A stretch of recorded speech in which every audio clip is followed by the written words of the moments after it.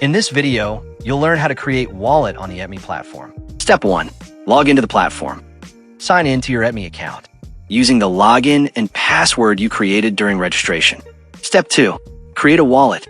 Go to the Wallets tab and click New Wallet to create a new wallet. Choose a unique name for your wallet to easily identify it. Step 3. Select the wallet type. Choose your preferred key custody option. You can select from 3 types. Platform custody, the safest and most convenient option.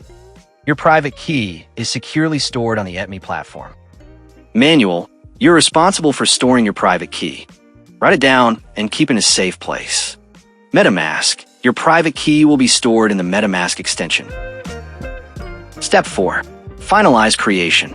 Confirm the wallet creation and go to the Wallet section to view your new wallet.